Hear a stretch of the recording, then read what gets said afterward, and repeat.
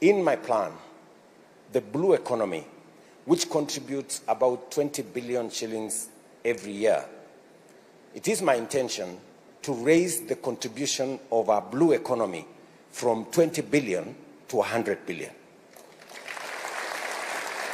And for us to do that, we need to do a couple of things. Number one, we need to build blue economy infrastructure. As you're all aware, we are investing 1.5 billion shillings in building 10 fish landing sites in Lake Victoria. From Busia, through Siaya, here in Kisumu, in Homa Bay, all the way to Migori. In fact, yesterday, when I met the leadership of Migori, they were asking me when the Uhuru fish landing site is going to begin, the construction is going to begin.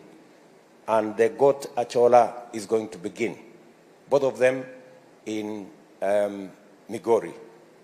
And I remember telling the leaders there when we met last evening that the ministry responsible is undertaking public participation, and in the next 2 months or so, and I think the PS for Blue Economy is here, she can confirm, in the next 2 months or so, the construction of those facilities will join the others that we have already constructed.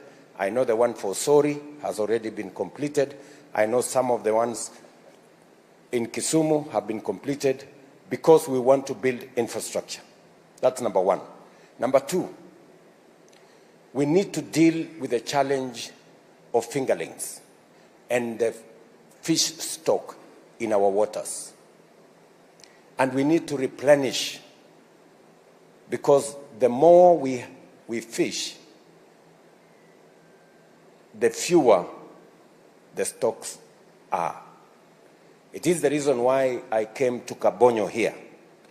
And we have a project of 1 billion shillings to have a major fish program here that will help us develop at least 7 million fingerlings, PS, 7 million fingerlings per quarter.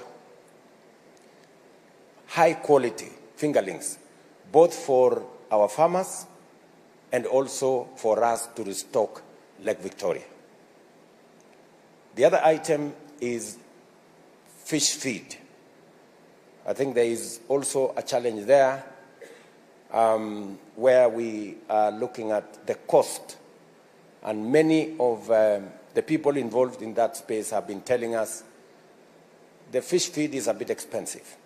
So we are working with companies to see how we can reduce the cost of fish feed so that we can encourage more farmers to do fish farming. Number three is to discourage exports. When I came here, the last time I was here, many people in Kisumu were selling fish from China and other places. And I said then that we cannot continue in that trajectory. It's the reason why last year we banned the imports of fish from other countries and instead encourage our own local production and fishing of fish in Kenya. A few people made noise at me that why was I banning fish from other countries. It is the right thing to do, because we can develop our own food in Kenya. The fourth issue we are doing in that space is also to develop the human capital that will help us grow our capacity, both for fishing, fish farming, and everything else, the ecosystem around fishing. I'm very happy that tomorrow I will be opening the Kenya Marine School here in Kisumu. That is going to help us train more people in the fishing ecosystem, coxswains, and everything around fishing, how we are going to go ahead with our business in fishing. And the fifth thing that I think is important for us to unlock the potential of our blue economy. How do we move our blue economy from its contribution of 20 billion to 100 billion? The fifth issue is to make sure that we reduce on the people we lose in the lake.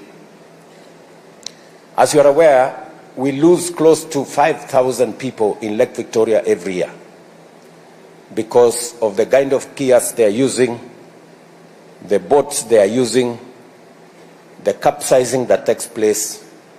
Again, tomorrow, as a region, as an East African region, we are going to be launching tomorrow a rescue center that will have all the necessary facilities, including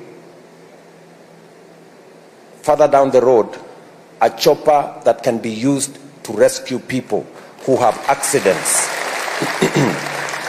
who have accidents in Lake Victoria. If we make fishing safe, we can encourage more people to do fishing.